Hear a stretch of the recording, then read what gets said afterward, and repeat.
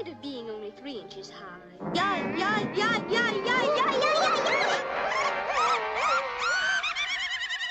Welcome to the Quarantine Collective's ongoing reading of Logic of Sense.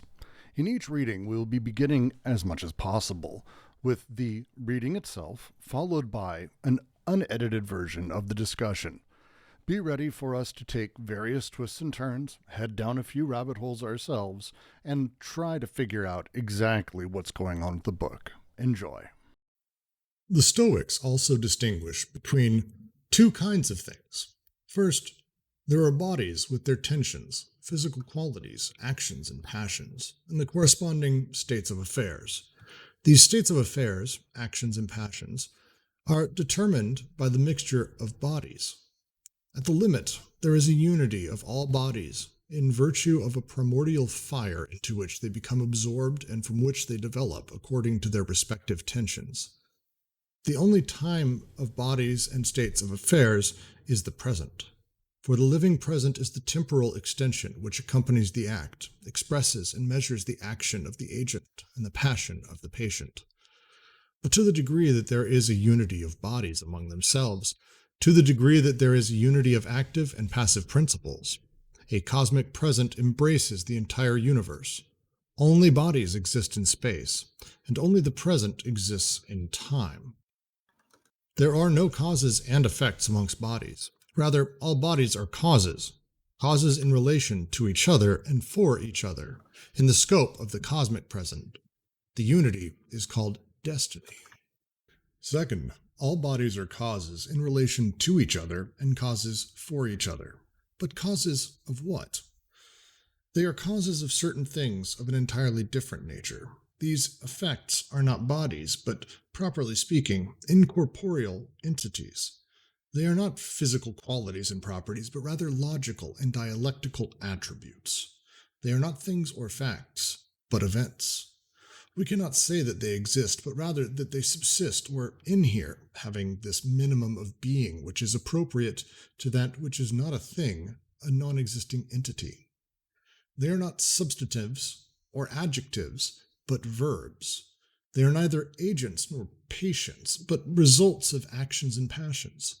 They are impassive entities, impassive results. They are not living presents, but infinitives. The unlimited aeon, becoming, which divides itself infinitely in past and future, and always eludes the present. Thus time must be grasped twice, in two complementary, though mutually exclusive fashions. First, it must be grasped entirely as the living present in bodies which act and are acted upon. It must be grasped entirely as an entity infinitely divisible into past and future, and into the incorporeal effects which result from bodies, their actions and their passions. Only the present exists in time and gathers together or absorbs the past and future. But only the past and future inhere in time and divide each present infinitely. These are not 3 successive dimensions, but 2 simultaneous readings of time. In his fine reconstruction of Stoic thought, Émile Braille says, "When the scalpel cuts through the flesh, the first body produces upon the second not a new property, but a new attribute, that of being cut. The attribute does not designate any real quality. It is, to the contrary, always expressed by the verb, which means that it is not a being, but a way of being.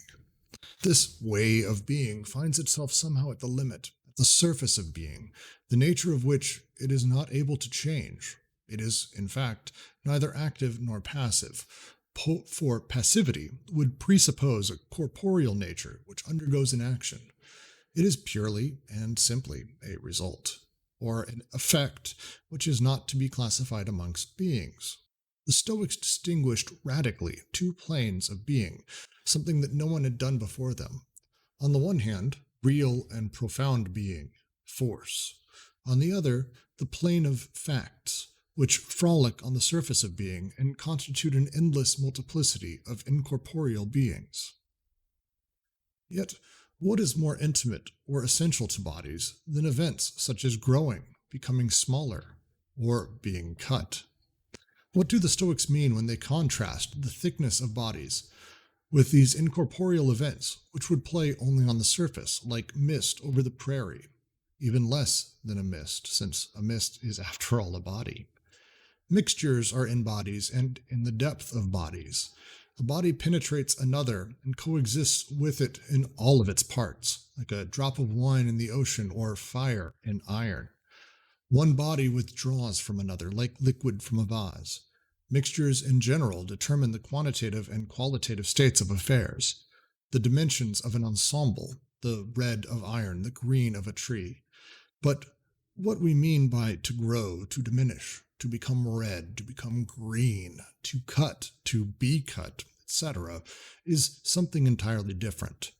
These are no longer states of affairs, mixtures deep inside bodies, but incorporeal events at the surface, which are the result of these mixtures. The tree greens. The genius of a philosophy must first be measured by the new distribution which it imposes on beings and concepts. The Stoics are in the process of tracing out and of forming a frontier where there had not been one before. In this sense, they displace all reflection. They are in the process of bringing about, first, an entirely new cleavage of the causal relation. They dismember this relation, even at the risk of recreating a unity on each side. They refer causes to causes and place a bond of causes between them, destiny. They refer effects to effects and pose certain bonds of effects between them. But these two operations are not accomplished in the same manner. Incorporeal effects are never themselves causes in relation to each other. Rather, they are only quasi-causes, following laws which perhaps express in each case the relative unity or mixture of bodies on which they depend for their real causes. Thus freedom is preserved in two complementary manners, one in the interiority of destiny as a connection between causes, and once more in the exteriority of events as a bond of effects. For this reason, the Stoics can oppose destiny and necessity. The Epicureans formulated another cleavage of causality, which also grounds freedom. They conserve the homogeneity of cause and effect, but cut up causality according to atomic series, whose respective independence is guaranteed by the clinomen.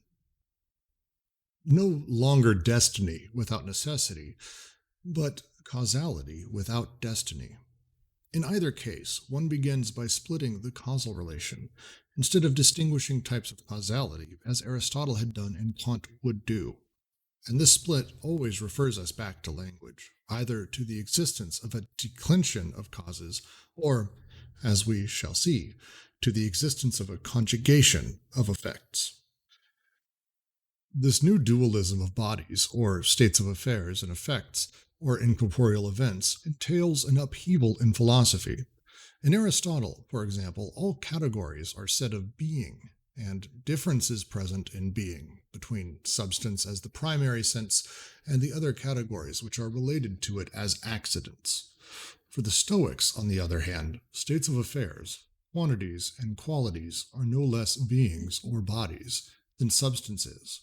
They are a part of substance, and in this sense they are contrasted with an extra being, which constitutes the incorporeal as a non-existent entity. The highest term, therefore, is not being, but something, insofar as it subsumes being and non-being, existence and inherence.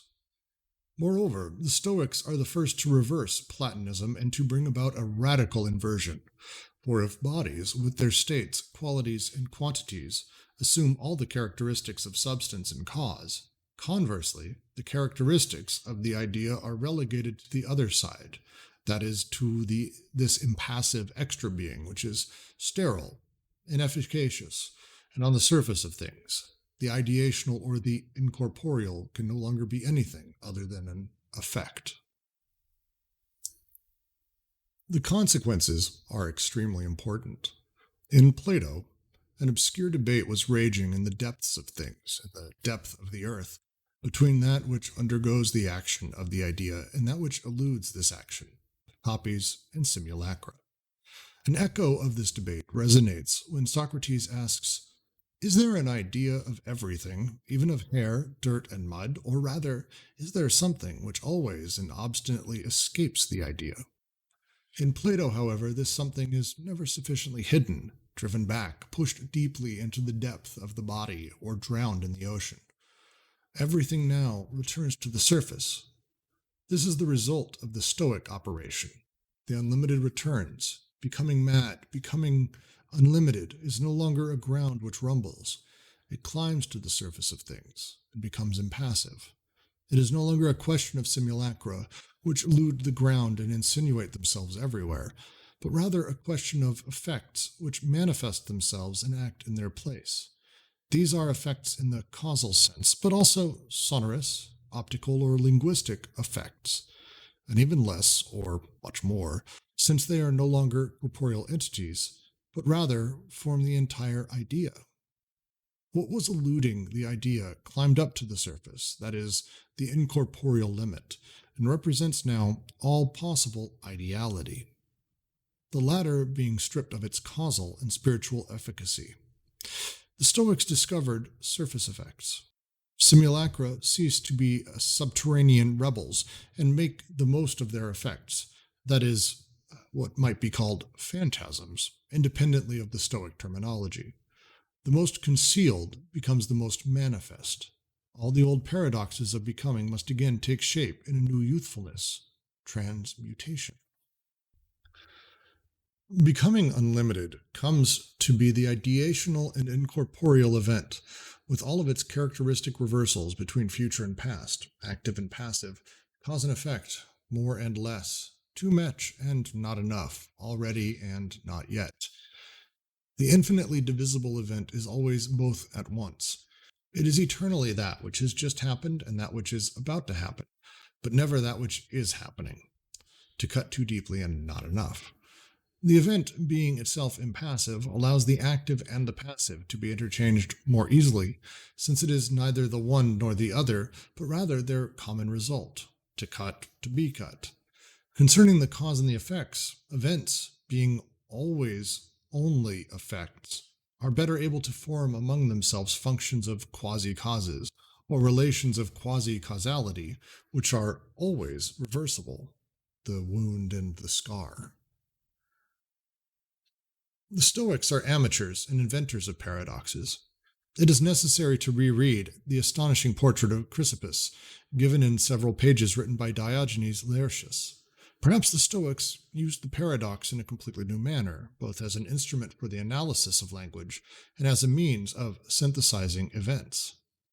Dialectics is precisely the science of incorporeal events as they are expressed in propositions, and of the connections between events as they are expressed in relations between propositions. Dialectics is, indeed, the art of conjugation. See the confatilia, or series of events which depend on one another. But it is the task of language both to establish limits and to go beyond them. Therefore, language includes terms which do not cease to displace their extension, and which make possible a reversal of the connection in a given series, thus too much and not enough, few and many. The event is coextensive with becoming, and becoming is itself coextensive with language. The paradox is thus essentially a sorites, that is a series of interrogative propositions which, following becoming, proceed through successive additions and retrenchments. Everything happens at the boundary between things and propositions. Chrysippus taught, if you say something, it passes through your lips, so if you say chariot, a chariot passes through your lips. Here is a use of paradox, the only equivalents of which are to be found in Zen Buddhism on one hand and in English or American nonsense on the other. In one case, that which is most profound is the immediate. In the other, the immediate is found in language. Paradox appears as a dismissal of depth, a display of events at the surface, and a deployment of language along this limit. Humor is the art of the surface, which is opposed to the old irony, the art of depths and heights.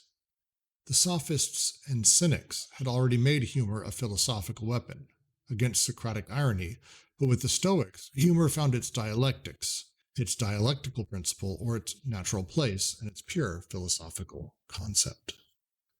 Lewis Carroll carries out this operation, inaugurated by the Stoics, or rather, he takes it up again. In all his works, Carroll examines the difference between events, things, and states of affairs.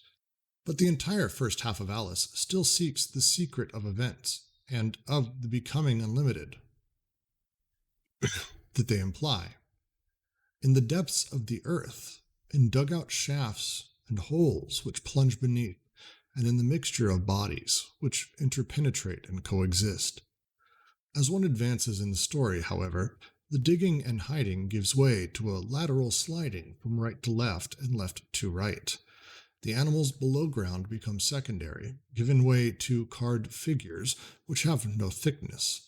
One could say that the old depth, having been spread out, became width. The becoming unlimited is maintained entirely within this inverted width. Depth is no longer a complement. Only animals are deep, and they are not the noblest for that. The noblest are the flat animals. Events are like crystals. They become and grow only out of the edges or on the edge. This is indeed the first secret of the stammerer or of the left-handed person, no longer to sink but to slide the whole length in such a way that the old depth no longer exists at all, having been reduced to the opposite side of the surface. By sliding, one passes to the other side, since the other side is nothing but the opposite direction. If there is nothing to see behind the curtain, it is because everything is visible, or rather, all possible science is along the length of the curtain. It suffices to follow it far enough, precisely enough, and superficially enough, in order to reverse sides and to make the right side become the left, or vice versa. It is not, therefore, a question of the adventures of Alice, but of Alice's adventure, her climb to the surface, her disavowal of false depth, and her discovery that everything happens at the border. This is why Carroll abandons the original title of the book, Alice's Adventures Underground. This is the case, even more so, in Through the Looking Glass. Here events, differing radically from things, are no longer sought in the depths, but at the surface, in the faint incorporeal mist which escapes from bodies, a film without volume which envelops them, a mirror which reflects them, a chessboard on which they are organized according to plan. Alice is no longer able to make her way through to the depths. Instead, she releases her incorporeal double. It is by following the border, by skirting the surface, that one passes from bodies to the incorporeal. Paul Valéry had a profound idea. What is most deep is the skin. This is a Stoic discovery, which presupposes a great deal of wisdom and entails an entire ethic. It is the discovery of the little girl, who grows and diminishes only from edges, a surface which reddens and becomes green. She knows that the more the events traverse the entire, depthless extension, the more they affect bodies, which they cut and bruise. Later, the adults are snapped up by the ground, fall again, and being too deep, they no longer understand. Why do the same Stoic examples continue to inspire Lewis Carroll? The tree greens, the scalpel cuts, the battle will or will not take place. It is in front of the trees that Alice loses her name. It is a tree which Humpty Dumpty addresses without looking at Alice. Recitation announces battles, and everywhere there are injuries and cuts. But are these examples, or rather, is it the case that every event is of this type, forest, battle, and wound? All the more profound since it occurs on the surface? The more it skirts bodies, the more incorporeal it is. History teaches us that sound roads have no foundation, and geography that only a thin layer of the earth is fertile. This rediscovery of the Stoic sage is not reserved to the little girl.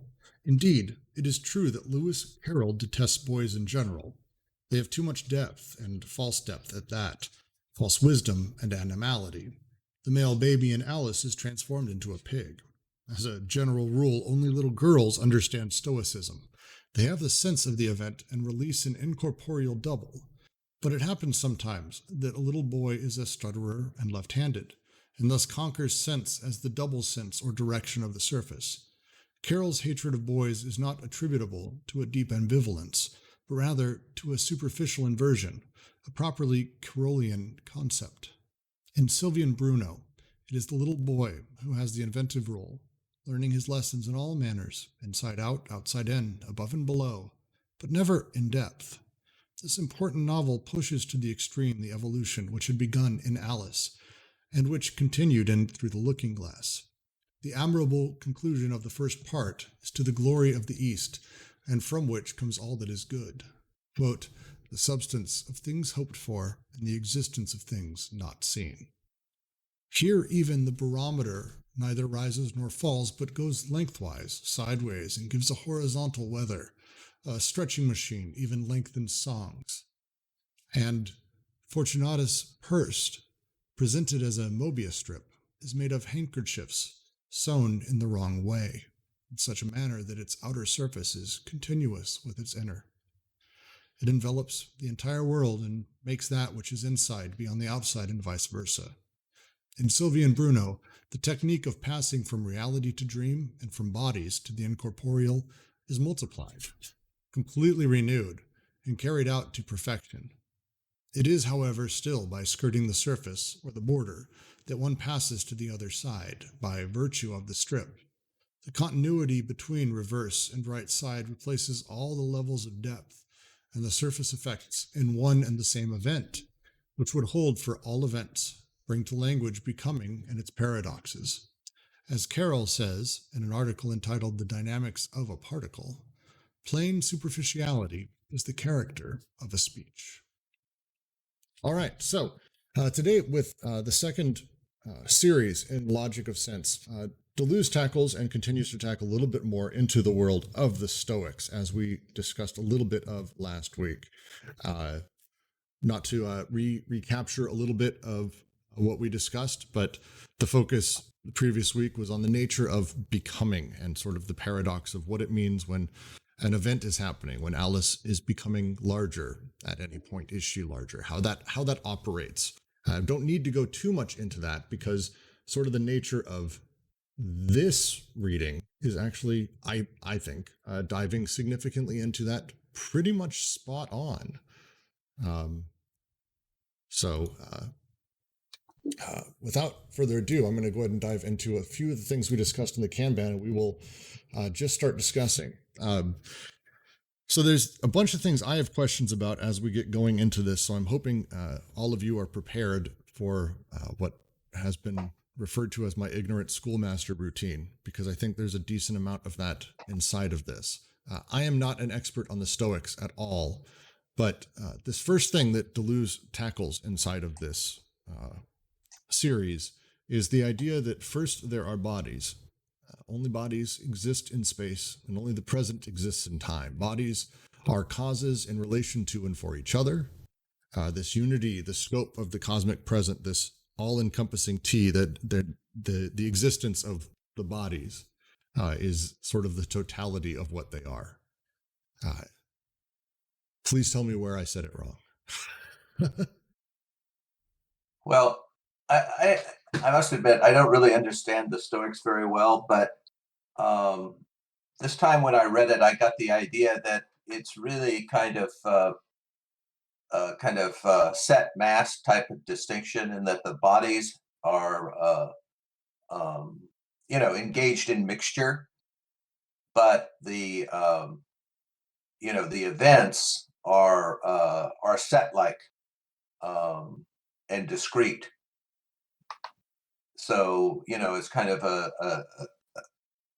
the distinction between mass and continuity, and set like things, and discontinuity or digitization.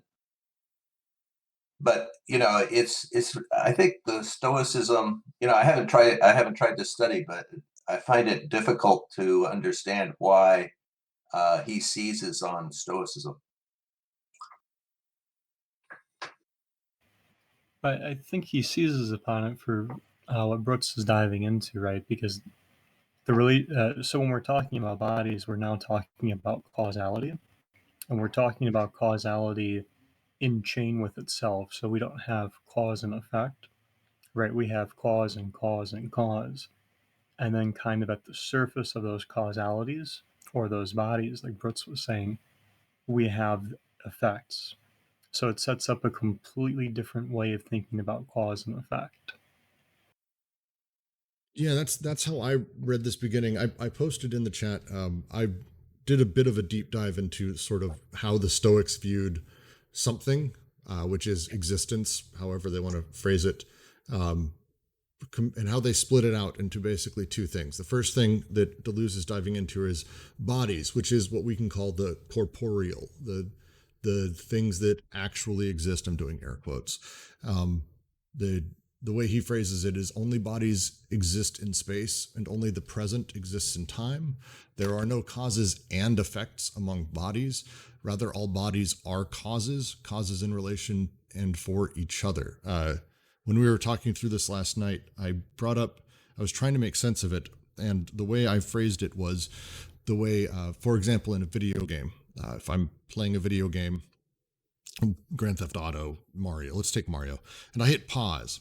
And I take that snapshot and I look at it, I can say that nothing's happening. It's all that's there is bodies. It's Mario, it's the block, it's the Goomba, it's the things that are there. They're all sort of interrelated, but nothing is like an effect on each other. There's nothing happening. There's no action. It's just the things that are there. And that's his phrasing as the present. Only the present exists in time is that kind of idea of that snapshot of right now, of the things that are. Effect, necessarily, as he talked about in the first series, and he talks about in the second paragraph here, that over time, over the perception of time, looking at it from our place in the position of the present across sort of the fourth dimension, that's when we're able to see sort of that thing that the bodies cause. And the things bodies cause are effects, but effects are effectively incorporeal and sort of the surface nature of these things. They don't actually exist, but as he phrases it, they subsist or inhere. They're not substantives or adjectives, but verbs. They're neither agents nor patients, but results of actions and passions. They are impassive entities. This sort of other thing that's created, the layer of effect that we assign to what is happening amongst bodies is that surface layer. That's kind of how I was looking at it and trying to explain sort of the difference between the two. It's not an easy thing to wrap my head around because it feels like it goes against, like flies in the face of my understanding of causality and cause and effect and things that I sort of have grown up learning. So it's a bit of a tough one for me. The way that I was thinking about this time was that it's kind of like a precursor to the a priori, and it kind of comes about because when we look at things, the things that we're looking at are three-dimensional, but we actually just look at the surface of them, and then we see the effects, of whatever is happening within the three-dimensional bodies. We see that on the surface of the things, and so they've got this strict separation of cause and effect, whereas the cause is the three-dimensional things and whatever they're doing in their mixture and as masses, and then our vision of what's actually happening, we kind of draw the conclusion of what the effects are of those, and make those discrete events. I think the reason, just think about the reason why Deleuze might write about the Stoics. I think it's given on page 8 when he says the Stoics are amateurs and inventors of paradoxes. So an amateur is someone who loves something. So the Stoics are lovers and inventors of paradoxes. So obviously the paradox that one thing can be two things at the same time is kind of intrinsic to I would say, to Stoics. So you've got two things right at the beginning. You've got an idea of bodies, and you've got an idea of effects, which are kind of separated from each other. Normally cause and effect will go together. He says that the bodies exist in the present, while the effects, or I think he's going to go on to say, well, surface effects is a term in the title, are the past and the future. No, And I think that's spot on. Sorry, go ahead. I didn't mean to interrupt. Sorry. Go ahead.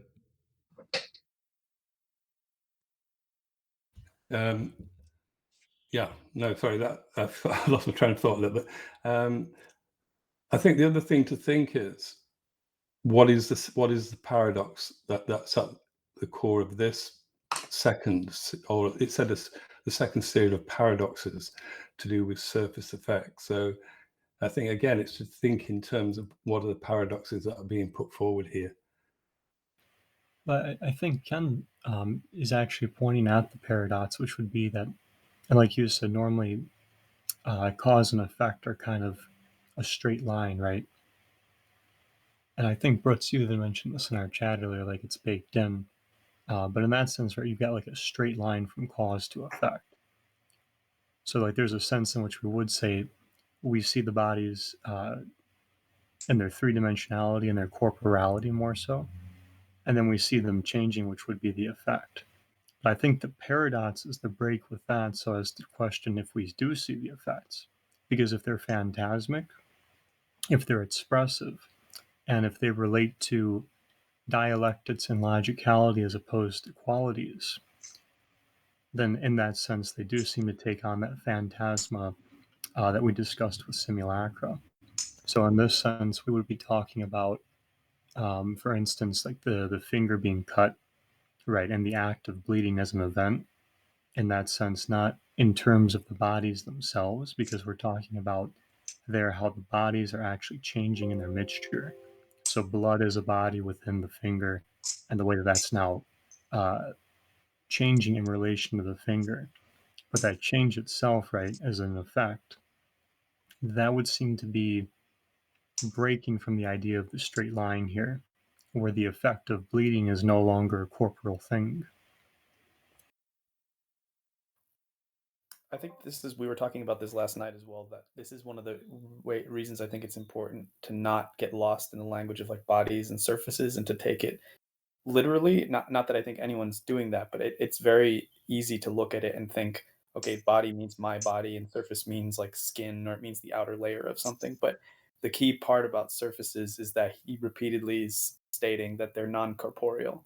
And there's a way, I mean, I think there might be some like linguistic play here, but I think what's important is that there's, I think, sort of like Jack's saying, by playing with this order of cause and effect, it feels very much like this Bergsonian turn to say effects precede their causes rather than the other way around.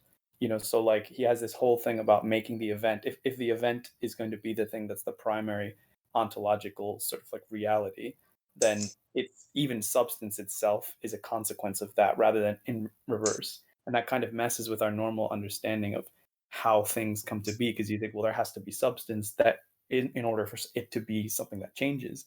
But if you reframe everything in terms of eventual relationships and things like that, I think it's a more interesting paradoxical way of looking at it. But also just this thing about, for me, the surface thing, it really connects to a notion of the virtual, because it's not just what you look at. Like it's not something that's self given and obvious. Just by looking at it, you understand the surface of something, because surface seems to correspond almost to the idea of sense as it comes up later.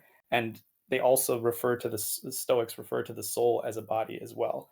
So if the soul can be a body, and when we're talking about surfaces, it's a much more expansive idea of the relation surrounding a thing, in a, like we're saying, in a verb form, rather than just being an already individuated full thing. It's like a whole kind of set of relationships that make it what it is. So anyway, I just wanted to offer that. Yeah, I think I think what's interesting about it is that it's kind of like an alien episteme. In other words, it's really hard. We're kind of set in our ways of thinking about things based on Kantianism and the idea of the a priori and the a posteriori. And this changes all the categories around in an interesting way, but it's very hard to grasp because of our, kind of Kantian presuppositions.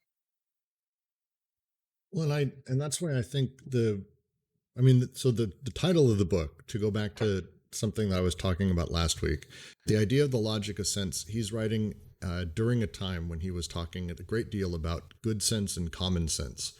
And the sense he's talking about in that way is the sense of things and how things operate.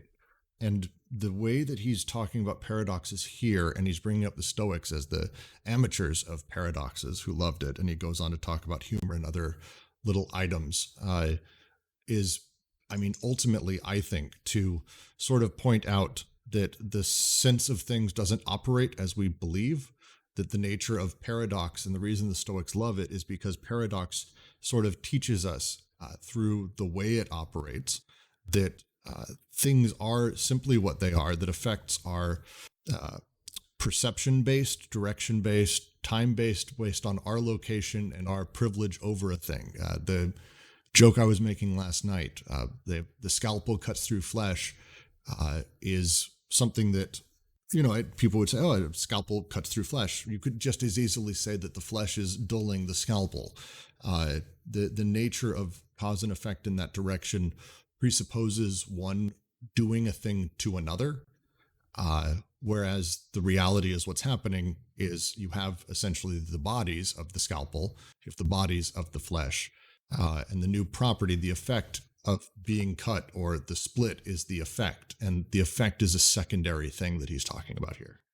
The interesting thing about that example, for instance, is you can find the part of the body which has been cut by the scalpel, and you can find the part of the body that is about to be cut by the scalpel, but you can never find the part of the body that is being cut by the scalpel.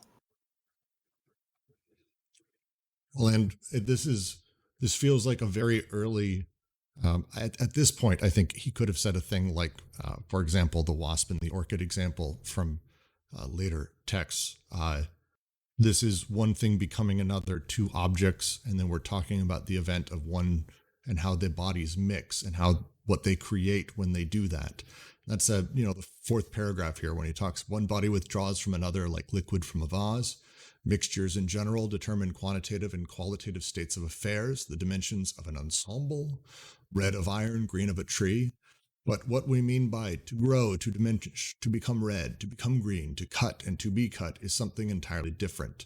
Those are no longer states of affairs, mixtures deep inside bodies, but those are incorporeal events at the surface, which are the result of said mixtures. It feels to me like he's talking essentially about our perception of bodies based on time, distance, blah, blah, blah, things like that. I think something that's being missed here is that what the Stoics are talking about, what he's referring to, is a system of ethics. And Deleuze is actually playing a bit of a trick here, because he's turning an ethical system into metaphysics, which the Stoics kind of did anyway, but that's like one of his favorite tricks to do anyway. And this notion of, we'll take this first section, right? This notion of being in the present comes from an ethical background. And the reason that they view it this way is because stuff that's in the past, well, that's just part of your memories. That's not like a physical, touchable thing. And everything that happened in the past is what led to you being here now and doing the thing now. So there's no point worrying about the past. There's no point griping about the past, because you wouldn't be doing the thing you're doing now if it wasn't for the past. You wouldn't be you. And then the future is similarly abstracted, right? In that whatever's going to happen in the future is going to happen anyway. And so it's, again, like abstracted from this acting in the moment type thing. There's no point worrying about the future. Just live in the goodness of the now. And he kind of elaborates on this later when he says that the Stoics were the first, well, he quotes somebody else saying the Stoics were the first to create two types of being. I think it's funny because they wouldn't have seen it that way, but it is kind of true in that to the Stoics, life and the world in general is generally good, right? Because if you're in this position where you're asking yourself, how does one act ethically? You have the ability to rationalize. You have memories. You exist. There are a lot of good things going on. So what are you griping about? The nature of things is to be good, and that's like this almost indefectible, like inexorable force of good behind everything. And then there's this other layer of like the layer in which we actually experience things only in the present, because we can't access these things in the past. They only exist as memory. And the things in the future are just possibilities that haven't happened yet, formed by what we're about to do in the present. So to say it another way, because I think I'm understanding what you're saying. With the Stoics, this was a lot of their writing was about the ethics of how to live life, how to make decisions, what's the good stuff. And Deleuze, like he did, for example, in AO with psychoanalysis and Guattari, his turn is to say, yes, but with this assumed ethics, you've actually also got this entire metaphysics that you've kind of brought with you, and now I'm going to break that down. And having a discussion about the implications effectively of a system of ethics like the Stoics had. Yes, yeah, and he's, I mean, to them it was a metaphysics as well, but he's making it even more of a metaphysics. He's talking about like planes of being and things like this. He also talks about Aeon, who is a particular, I would say god, but like figure of power, who's different from Socrates' Chronos, because Chronos is like divided up time, right? Like how we would probably view time most typically. Aeon is the god of ages, the being of ages, of what Bergson would say duration. And this is the one that the Hellenistic age was most, and the Stoics were most interested in. Time was a lot less precise to them, despite them viewing everything in the present. That's kind of the paradox that they live in, right? Everything is the present, but at the same time, time is like this this complete thing, this complete chain of events that you can't break up. And so to them, there was no being as such. There was no to cut. There was like only cutting, right? Doing, going, not to go or I am. Yeah, and that's how you get ways of being, right? Where you have the corporeality, like you're saying, this kind of sense of the present, but then you've got the phantasmic, or the sense of the events. Well, I think they would actually say it's the other way around. They would say that the present is less real than this force of overall good behind it. But either way you want to put it, I think he's getting at the way it's structured. Yeah, and he's doing it in opposition to Platonism, and this is a part I also struggle with. The phrasing he has when he brings up, for example, in Plato, an obscure debate was raging in the depths of things, in the depth of the earth, between that which undergoes the action of the idea and that which eludes the action, the copies and the simulacra. The echo of the debate resonated when Socrates asked, is there an idea of everything, even hair, dirt, or mud? His version of that, rather, is there something which always and obstinately escapes idea? In Plato, however, this something is never sufficiently hidden, driven back, pushed deeply into the depth of the body, or drowned in the ocean. Everything now returns to the surface. Last night, and I still struggle really understanding what he's trying to say in this paragraph and the story he's trying to tell. I get the idea of the Platonic ideal, and I've read the stories of, Socrates asking him questions to kind of, shit on his idea and make fun of it. I get that. I don't understand his connections he's making. Anyone here able to expand on that? Yeah, perhaps I could have a go at that. Basically, what the thing that's being repressed is the simulacrum, and the whole. Deleuze talks about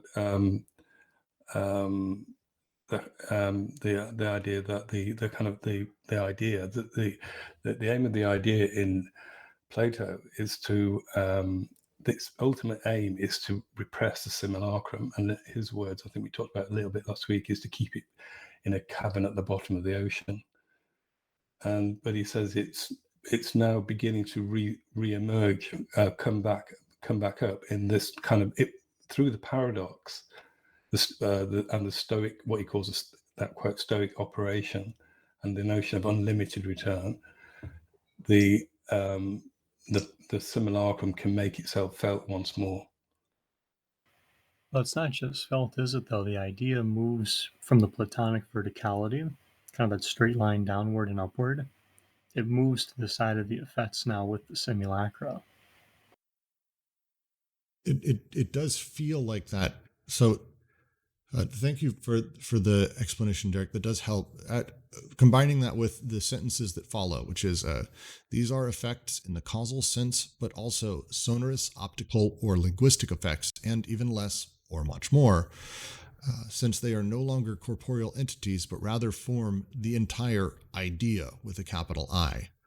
So is what he's saying here that the Platonic idea, the idea with a capital I, is all entirely effect and simulacra, that there is no corporeal entity to it at all?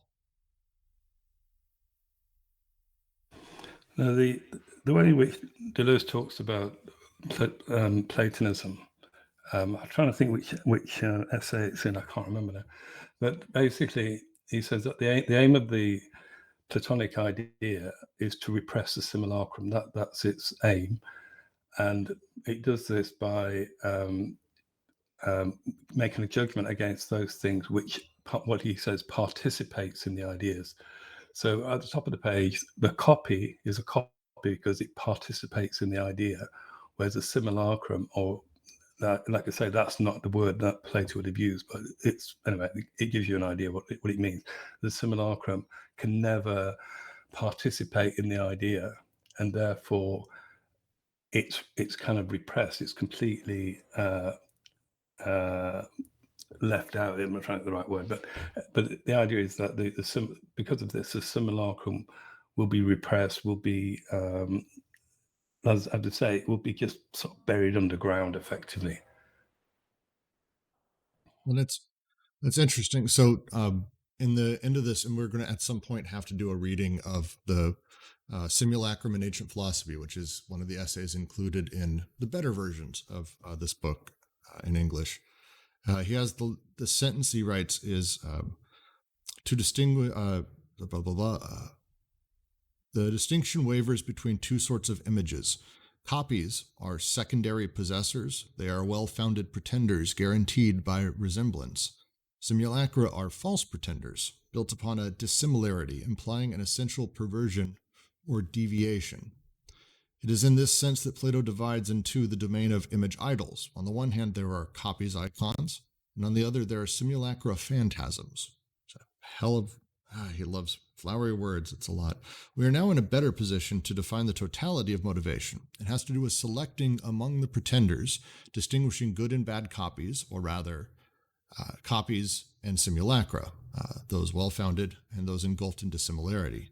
It is a question of assuring the triumph of the copies over simulacra, of repressing simulacra, keeping them submerged, preventing them from climbing to the surface, and insinuating themselves everywhere. Yeah, the way that I think about it is that the simulacra is kind of like an anomaly in the Platonic system, and if you concentrate on it, the Platonic system kind of deconstructs itself. And I think the feeling that I get when I read this about the Stoics is that what they did in order to try to solve that problem is that instead of having the divided line as a kind of like space in which things are differentiated, they only pay attention to the two limits of the divided line, the superrational and mixture. And so if you just pay attention to the superrational and mixture, then you get this thing where you've got the mixture which is in the bodies, right? And then superrational is when you have two things at the same time that don't interfere with each other, that are different, and so they're doing that with cause and effect in order to separate out from the mass these events that are on the surface. Yeah, the simulacrum, the obviously the classic analysis of the simulacrum is the sophist, and the aim there, the fundamental aim of the sophist dialogue is to prove the existence of the sophist, and by extension of the simulacrum, because they were seen to be the same. And the reason why it was necessary to kind of prove the existence of a sophist, even though the world was full of them, was that Parmenides' saying was that being is, but non-being is not. So there's no such thing as a non-being. The simulacrum is the embodiment of non-being, and if you follow Parmenides' dictum, then there's no such thing as a sophist. So the whole point of the sophist dialogue is to say rather than non-being is not, to say non-being is. So that was the aim. And so through that, and with that knowledge, one can then make a judgment. And what Deleuze says, one of the reasons why Plato wanted to do this is, for example, and it mirrors the structure of Athenian society at the time, in that any citizen, he gives the example of a magistrate, a position in the civic society of Athens. Any citizen could claim a post, a civic post, such as a magistrate, for example. And the question was, how do you judge that claim? And so this judging of claims is mirrored in the judging of the claim of the simulacrum. So the sophist claims to be a philosopher like Plato, like Socrates, and whereas in the eyes of the philosopher, they are not philosophers. Therefore, there has to be some criteria on which they can be judged. But with Parmenides saying it was an impossible thing to do, so they had to get beyond that understanding. And the other thing, I'm just this section, this paradox we're looking at today, in terms of bodies and effects, what I think the effect of this thinking has is that it reverses Platonism in the fact that it allows the simulacrum to be something. In fact, on bottom of the first paragraph, page 8, he says that the Stoics discovered surface effects. So we can perhaps talk about that in a little bit, but surface effects, and which means that simulacra seems to be subterranean rebels. So that thing that's suppressed under the ground, and make most of their effects. So that's what the effect is, what they appear as. The simulacrum were the actual the name for similar. Like I say, it's a Latin term, so it wouldn't be used by Plato. But the term one of the terms is eidolon and phantasma. So things that appear to be like something, but they're actually not what they appear as. So this is the kind of idea of which the simulacrum kind of also has within it. So that just real quick, I want to ask because I'm having trouble personally wrapping my head around it, because I'm kind of coming at it from, I think, reading this first. Can I have an example of an ideal copy and a simulacrum, like a dog being the ideal? What would a copy and a simulacrum be for that, just as a question? Well, the way in which the kind of dialogue goes is that, let's say, so basically the copy is a claimant. So what they claim is that they participate in the idea. Okay, so you have an idea, and then the claimants. So imagine that the idea is equivalent to a magistracy, a vacant post to be a magistrate in Athens. So you have an idea, and then you have to judge which is the best claimant to fill that post. Okay, and there'll be degrees of some are better than others, down to the person who's completely unsuitable, and that's a simulacrum. But the ideal So that's a kind of practical example, but a kind of a more theoretical example. The idea, for example, the idea might be the idea of justice, for example, to do with magistrate. So who the claimant, who has the greatest claim to justice?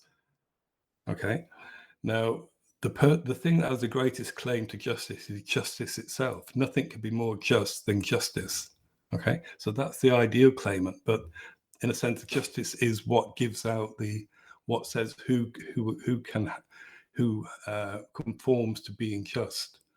Okay, so it's the copy. So the copy is the one that has justness, the quality of being just, that can appeal, that can make, is the best claimant to be just. Okay, so the copy is always second. It's never the first. It's never what you might call the ideal claimant. The ideal claimant is the thing itself, the thing that is being claimed by the participants. Right. Okay. So to use Deleuze's terms from Difference and Repetition, a few other texts, and the idea of sense, would it then be fair to say that the ideal is the good sense and the copies are the common sense? And the simulacra would be sort of that third layer that paradoxes sort of give us, or that sort of hyper non-normative understanding of things? Because it feels like a lot of this is assuming sort of a group dynamic to a social structure that assumes that there is a generalized accepted truth, that the ideal of what justice is obviously is normative at a societal level. The copies of that people would debate about would be more the common sense of it and the appeals towards that, even though it's not necessarily the good sense, which tends to apply directly to a God normative or a sort of ordained sort of belief in what's ultimately the right decision or the right ideal. It feels like there's a direct correlation between those. Yeah, I wouldn't really I wouldn't put that layer of interpretation onto it personally. I mean, I'm sure one could make that. But I think working within what Deleuze has written about Plato, he fundamentally sees it as a kind of, he talks about Nietzsche reversing Platonism, and he says, what is the motivation for Plato? And the motivation is to make these judgments, is to make these kind of, is to say what is the acceptable, what is acceptable, what is unacceptable, and what is unacceptable will keep that completely repressed. But I think the attraction for Deleuze of the Stoics is that they bring effect. So the simulacrum is effectively a kind of effect. It gives an effect for being something. So it gives the effect of being, for example, a philosopher when it isn't. And that's one of the main reasons why, obviously, Plato, Socrates wanted to repress the simulacrum, because they said they're not philosophers. And so that's one of the reasons. But for Deleuze, the opposite. He wants to kind of advance the claim of effects. But then he does this, I think, he follows it in this paradox. He's following in this second of the series, the Stoics, what they've done is they separate bodies and effects, so they're not together. They're not one. The body is not a cause and effect. The body is a cause, but an effect. The effects are kind of separated from them, but they meet. And I think somewhere, I think on the previous section, they meet. He says at the surface. So I think that's a really interesting idea. So it says here in that paragraph on page 8, first paragraph, the Stoics discovered surface effects, and this has the effect of, in a sense, validating the claim of the simulacrum, which Plato has spent, and it's like 2,000 years of philosophy has repressed. Well, so the reason I make that leap is, I think, as he goes into, and he says on page 9, right following that, because I'm 100% with you on the reading, to the point where he says, becoming unlimited is maintained entirely within this inverted width. Depth is no longer a complement. Depth here, as he referred to earlier, is that of sort of the Platonic idea and the way that those layers sort of exist within an idea. He says, the crystal, where's the line?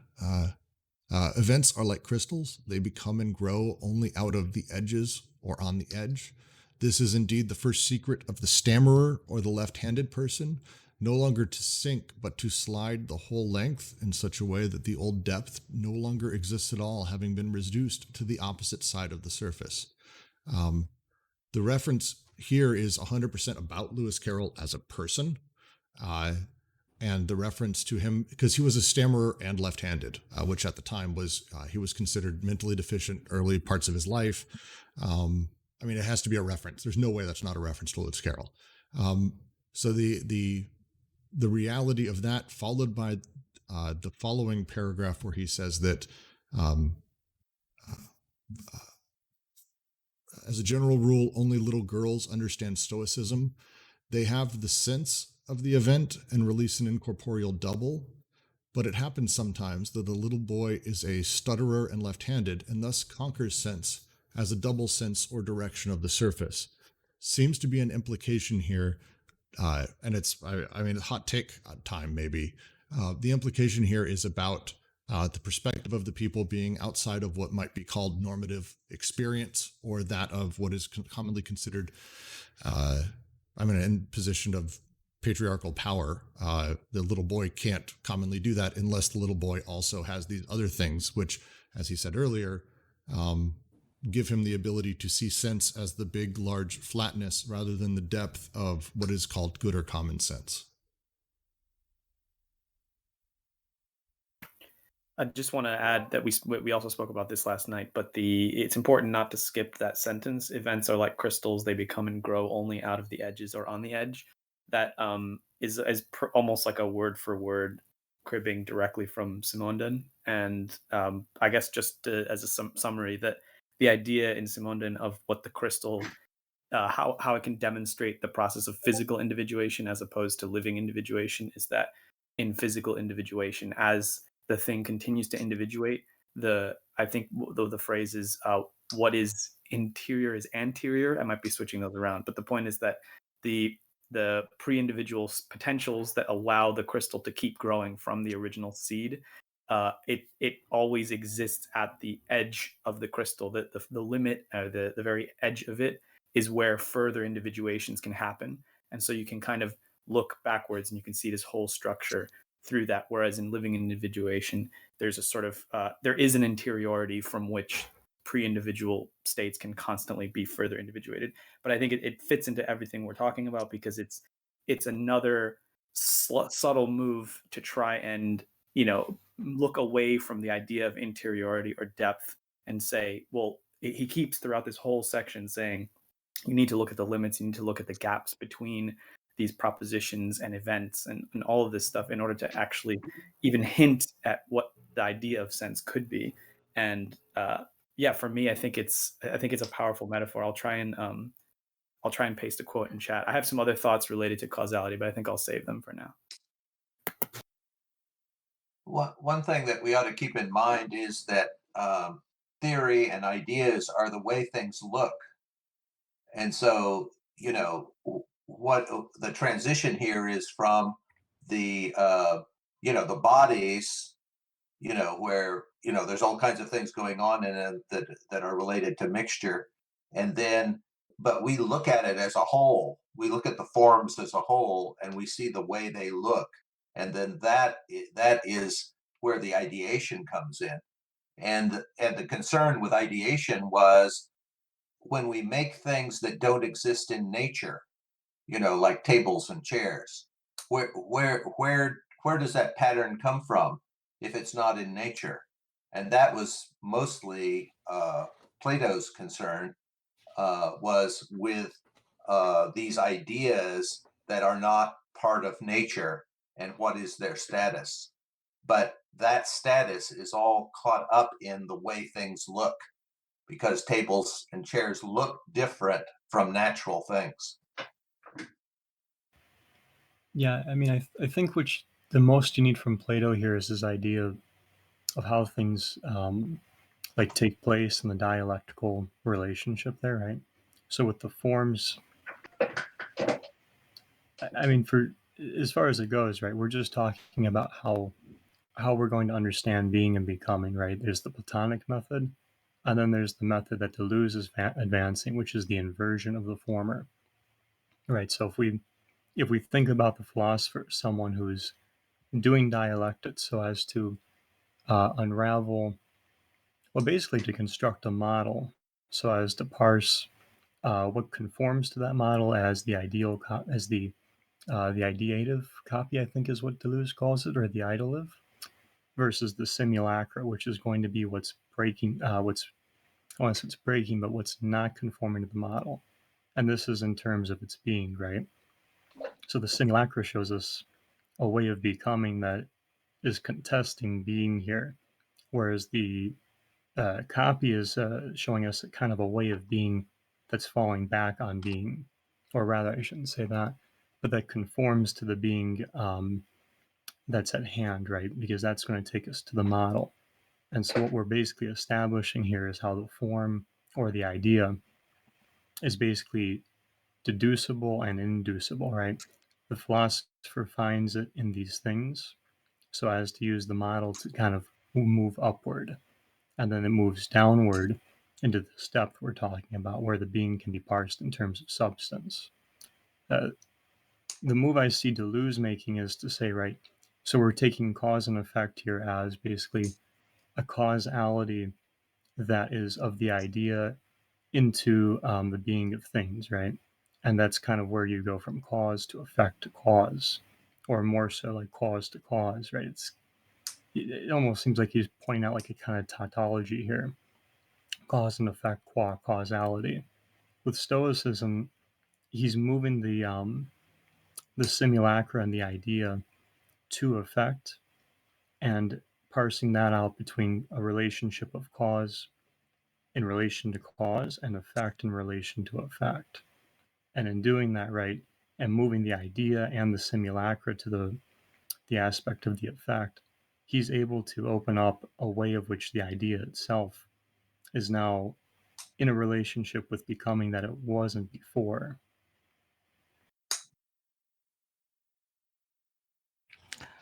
I think there's a double dance with the vocabulary that Deleuze is citing the word simulacra, and he's saying goodbye to it at the same time.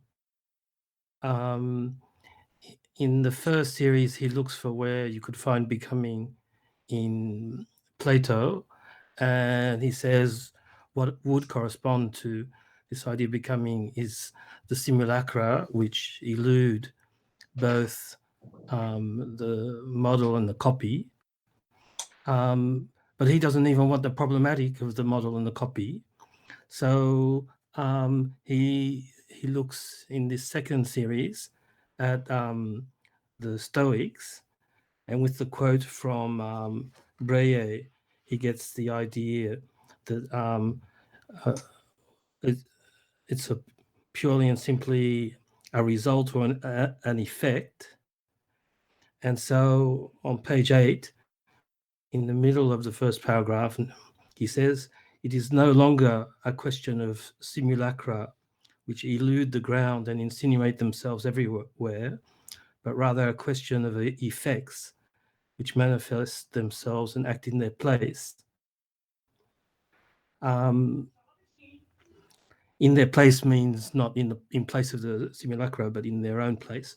But anyhow, that seems to be saying that the simulacra is a transitional term. Once you go into the depths, find the thing that it corresponds to becoming in Plato and take it out and put it on the surface. Simulacra is no longer exactly the right word, and effects is the sort of replacement concept for simulacra.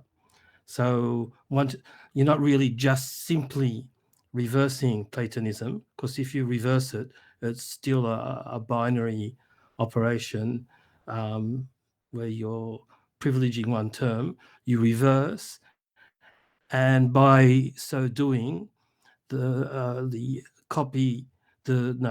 term that you have decided to give full value to is transmuted. So I think that's what he's saying. Simulacra cease to be subterranean rebels and make the most of their effects, make the most of its faire valoir in French, which means make the most of, if you're right, but means give full value to their effects. That is, the effects that correspond to them. And all the old paradoxes of becoming must again take shape in a new youthfulness, transmutation. So it's inversion leading to transmutation and not just static inversion.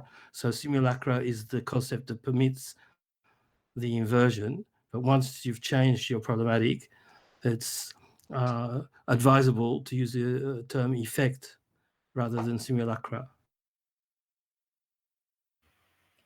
I want to say what you just said, Terence, is very important because you're absolutely right. It's not just a simple reversal; it's an inversion. And as Foucault says, right, it's about one way of understanding logic of sense is that the inversion of Platonism is a departure from Platonism through Platonism. So it would be a mistake to make the simulacra the new idea, right? That would be the reverse on a switch of just you're reversing the terms, but you've still got the same basic construction. It's just now becoming becomes a kind of being, right? So it's a whole new problem in that sense. But I think you're spot on there because, like, even Foucault, right? He's not going to say simulacra. He's going to say phantasm, because this inversion allows us to depart from Platonism insofar as an autocritique, right? When we start working with conceptuality or like this ontology and dialectics, what Deleuze has done is this is basically going to be kind of like a line of escape, right? There's a velocity which, through the autocritique, instead of taking us into that that movement up and down that I was speaking of earlier, the Deleuze has allowed us to actually like propel out of that. Yeah, I don't think there's any sense that he wants to replace one idea with another. So in other words, replace the idea with the simulacrum. I don't think there's any sense of that. I think, in fact, he says it. It is no longer a question of simulacra, but rather a question of effects. Yeah, because, well, that doesn't say, but that doesn't say, well, the effect is what's at the surface. So he's got this thing between bodies and the effect at the surface effect. And he's not saying, we're not appealing to the simulacrum as an idea that we look to see how things participate in the simulacrum. It doesn't make sense for him for the idea that somehow the simulacrum is just another idea, but like somehow the opposite. I don't think that's what's being said here. I mean, I've just referred to the quote of I can't remember what it is now, but the notion of we don't want to appeal to the big other, some other overriding intelligence that will somehow inform us of the way the world is. Because I think that if that's what the idea is, so if you're just replacing the idea of the simulacrum, then you're just replacing one universal intelligence with another.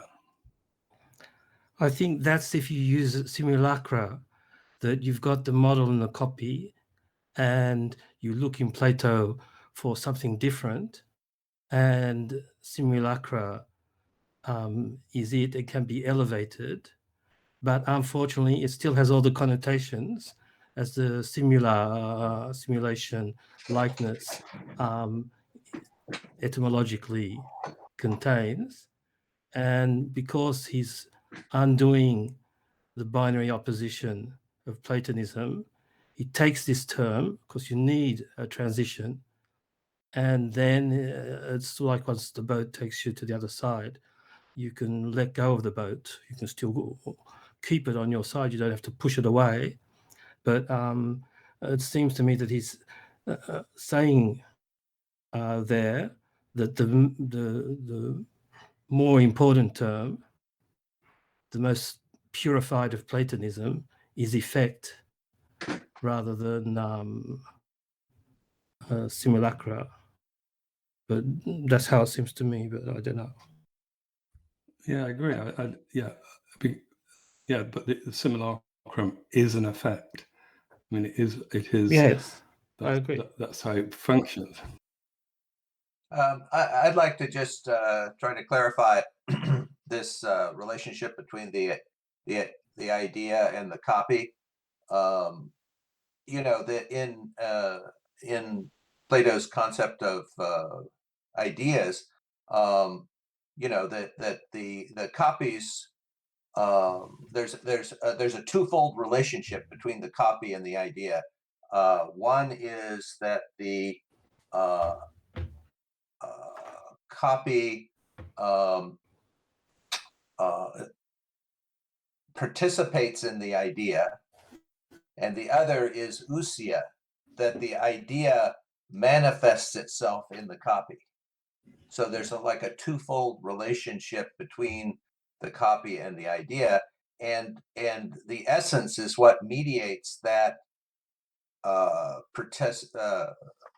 participation, or that ousia, that presencing between the two. So just to try to clarify what is the relationship between copies and ideas, I thought I'd just mention that.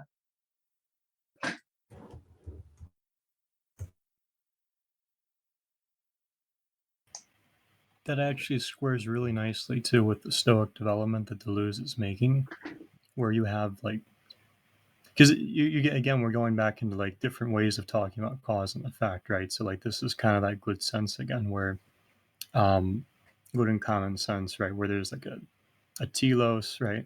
And the cause and effect is always toward that, is always mediated through that, like you said, that essence, right? And that's kind of the direction you're moving in. The Stoic element here gives us something different that breaks with that, right? Where that manifestation is effect, and that's where idea and simulacra are, or phantasm, whatever word we want to use here. And the bodies being on the other side, their bodily interaction being a series of causes, the unity of which we would call like destiny. Yeah, that being parsed out in its relationship to a unity of effects, as opposed to like cause and effect qua cause.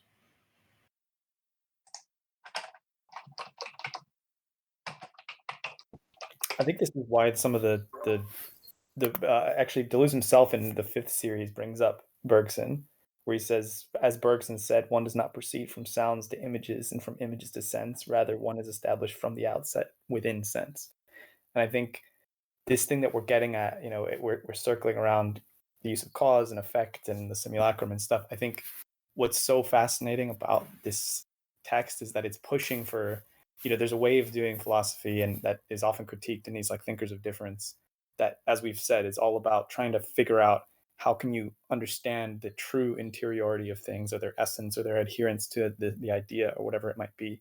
But there's a fascinating, like I said, speaking of Bergson, which I'm always going to be repping, there's a fascinating bit that we're on right now in Matter and Memory, where this is exactly kind of the issue. He's like, if you take something like feeling or affect, as we tend to think of it and understand it, it's sort of something that we're like, oh, this kind of, we think of something, we observe something, we have a feeling, and it occurs to us, and it kind of emerges ex nihilo out of nowhere, and then we apply it to a thing in the world. But his move is to kind of say, well, it's not exactly how it works, that the way that we participate in images is his way of talking about things. It's just his turn, I guess, is that the affect is actually localizable. It's not something that comes out of nowhere. It actually it begins on a surface in the way that the sense data is received by us, and then kind of through the way that it gets converted, it's basically the our bodies, that surface that we experience from what he calls the zone of indetermination, is the virtual link between quantitative and qualitative multiplicities. The reason I'm bringing all this up is not to confuse the Deleuze stuff, but just to say that, that what that means is then that what's happening at that surface, that moment of contact or endosmosis, as Bergson will call it, isn't somehow secondary or anything. It's actually where affect begins, so rather than what we tend to do when we're like, oh well, so I had a motivation and then I wanted to do this and then I saw this and I felt this and that is what led to this action. He's like, causes, as we understand them, causes only emerge after the fact, after this localized surface level effect becomes distributed throughout a system, and there's further effects. We can then point backwards and say, oh, this was the cause of that in this kind of abstracted notion, but that's not really how things are happen or experienced. So that's obviously a more specific to, I'm talking about affect there, but what I really like about all this is this paying attention to the limit. The limit point is not a margin of something that you don't need to pay attention to. That's actually where everything occurs. And if you are lost in looking for essences and interiorities, I don't think it's that it's not real. I think what's brilliant about what Deleuze is doing is that it actually, you are describing something. You are describing things that are happening. It's just that if you equate that with like all of metaphysics and then you think what you're describing is the essence of things, then you're kind of falling into these paralogisms of hylomorphism and all the other stuff. But if you can accept that what you're doing is playing on surfaces, then all the really interesting work begins, because then you can start to expose the strange contradictions of that, I guess. I wonder if we could look at the section on language, because I think it's a good bridge between the kind of philosophical text to the kind of the literary one to do with Lewis Carroll. So at the bottom of page 8, that's a paragraph at the bottom of page 8, and he talks about the Stoics. So the Stoics use the paradox in a completely new manner, both as an instrument for the analysis of language and as a mean of synthesizing events. So there's this use of language to create events, to bring events about, and also to kind of analyze language. And I think in the next page there is a quote at the middle of in the same paragraph, and he talks about Chrysippus taught if you say something, it passes through your lips. So if you say chariot, a chariot passes through your lips. So this is using language to create a paradox. But I also think it's about the structure of language as well. The language, what is the relationship between the proposition and the thing that's being spoken? So it's on two levels, I would say. No, I would agree with that for sure. The example right before that he brings up of the Sorites.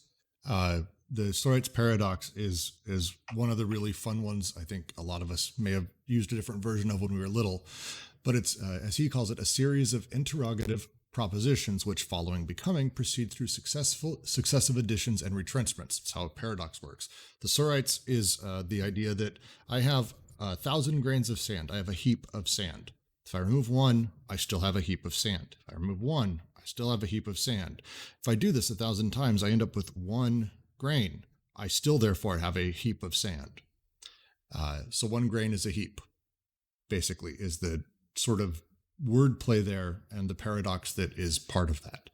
And it's the way that language utilizes our sense of things and the way we understand them to sort of play into itself. It's what Lewis Carroll does. It's what he talked about in the previous one, but the Sorites is like a perfect example of it, because it's like, I think the original version is like 1,000,000 grains of sand. So it has 1,000,000 million little things you have to do. It's how does he place it? This 1,000,000 series of prepositions that proceed until you get to the moment. And so I think it's a really nice example of that.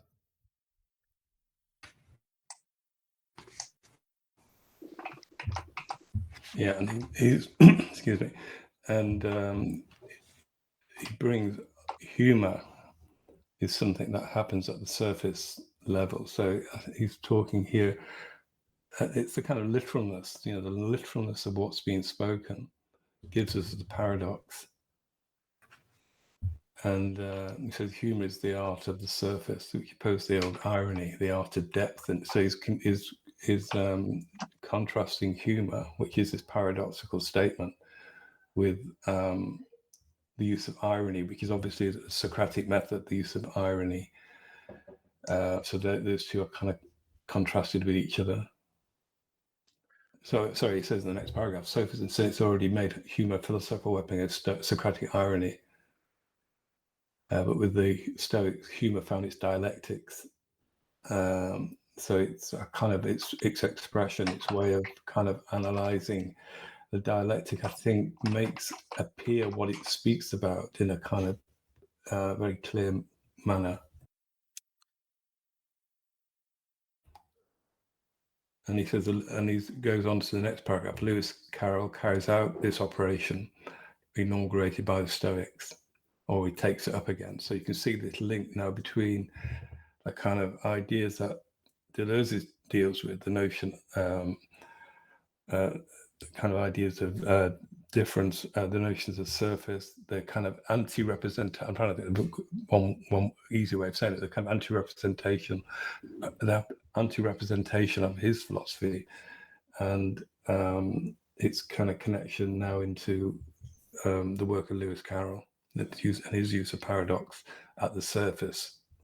Well, so the use of it in the next paragraph, though, is where I tend to think that what he's talking about is essentially that all ideas is effects, that they no longer have the what is the term he uses for it? I'm sorry, just a little off on this one.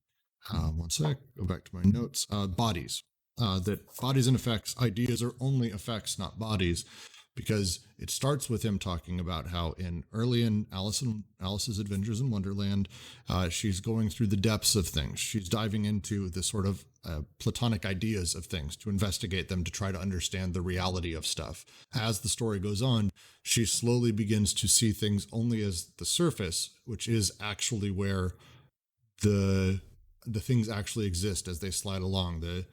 The nature of sense being those pure surfaces rather than the depths, which are just the objects, and we can't really say more. I see it as kind of that difference. I don't know. Is it? I was talking a little bit more about this last night. Oh, 61, you're here. Welcome. But I think this, like that's I tend to think that that's kind of the implication he's making, that, as he says, with language, all of this is only the effects, is only the simulacra, effects in the causal sense, but also sonorous, optical, and linguistic, since they are no longer corporeal entities, but rather form the entire idea. So, to reverse that, the idea is entirely made of non-corporeal entities. That would imply that they are only effects. Sorry, where is that last bit? Bottom of 7, paragraph 7, where it says, these are effects. It's like the last 3 sentences on that page right before phantasms. These are effects in the causal sense, but also sonorous, optical, or linguistic, even less and much more, since they are no longer corporeal entities, but rather form the entire idea. I mean, it's very specific where he says that. And so, like, the commentary I see him making here is that what was eluding the idea was the fact that our generalized sense of things in the larger social structures, which is what sense implies upon, and especially the Platonic ideal insists upon, the accepted normative ideal of a thing. The opposition to that is actually the effects, the things that they produce. And if we're able to actually only talk about the things that they produce, and we remove the bodies, the states of affairs from it, that's actually where that's where talking comes from. That's where words, that's what we're talking about right now.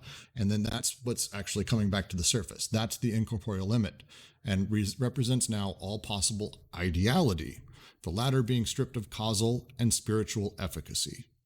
So it feels like he's removing causation entirely from events, that they are effects wholly, and that bodies are causes that refer to themselves.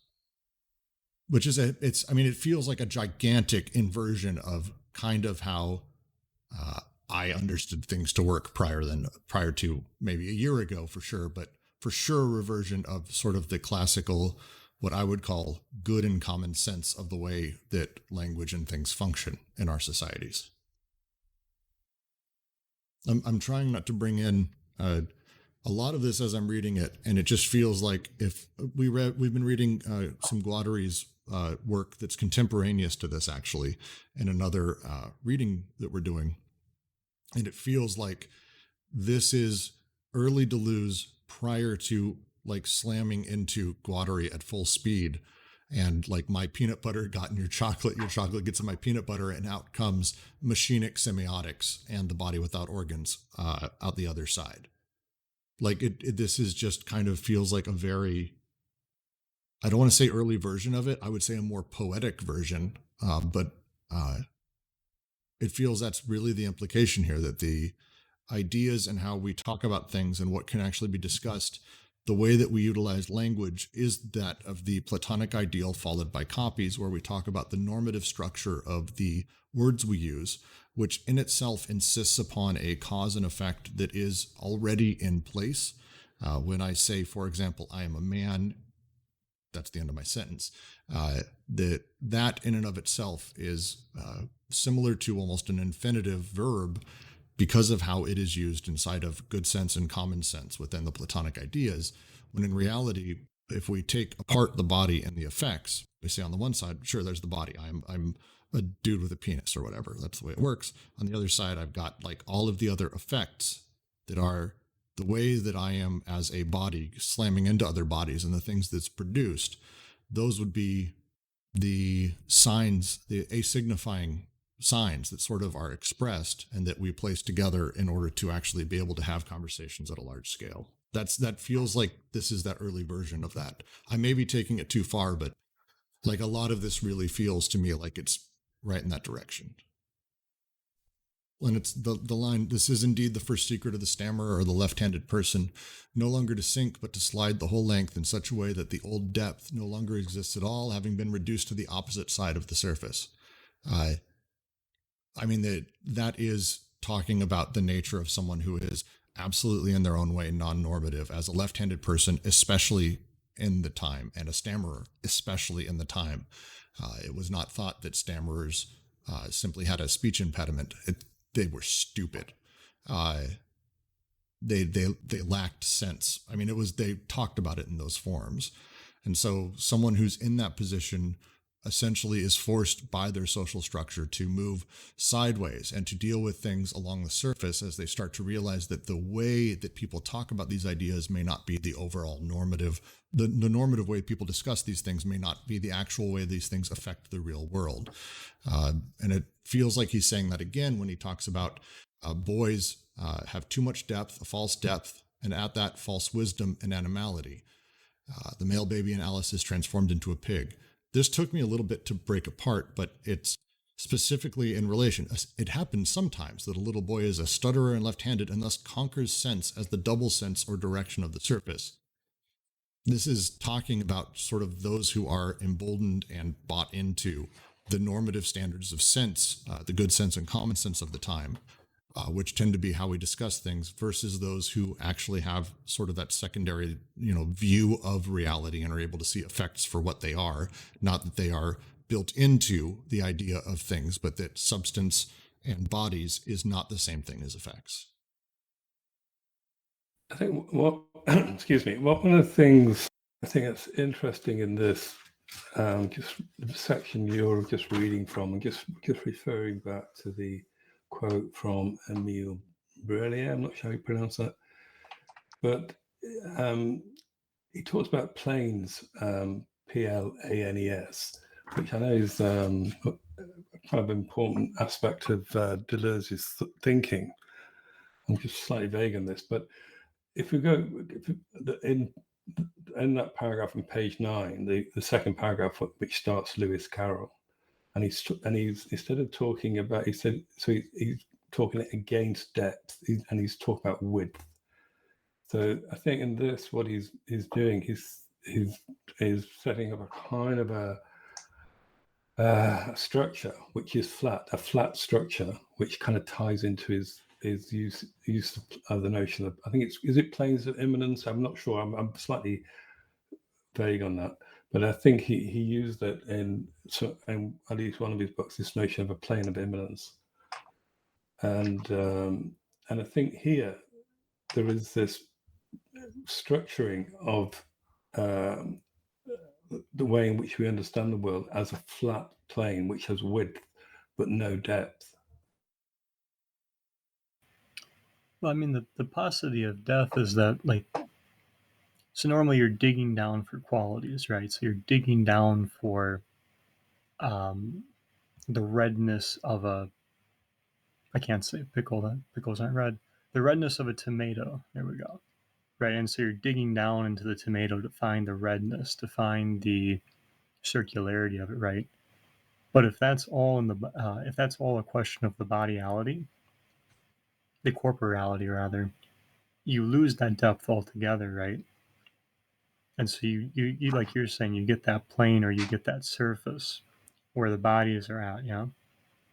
And with that surface, we've got to bring in the other side, which is the phantasm or the mist that he talks about in relation to Alice, right? So the reason I think Deleuze is calling it like a false depth is because you're looking for what's kind of superficial within, right? You're going into the tomato to find like the being of the tomato in terms of like the essence of red and all that, and to ask what is it, what does it mean in that sense? How does it take it upward in like a deductive or a dialectical sense? Yeah. But if it's just simply a question of mixtures of bodies, right? The reason it seems kind of hollow, not to be too T.S. Eliot here, is because those qualities are just mixtures of bodies, right? There's not really a lot of depth to go. And so at that point, because you're at the surface of bodily interaction, bodily mixture, and at the limit of fate in that sense, to be kind of dramatic about it, you can start to deal with the effects at that surface, which are going to be your expressions and your manifestations in that sense, right? I like that. And I think his reference to science here, where he talks about science being also that of the surface. God, where was that? I want to get the right exact quote.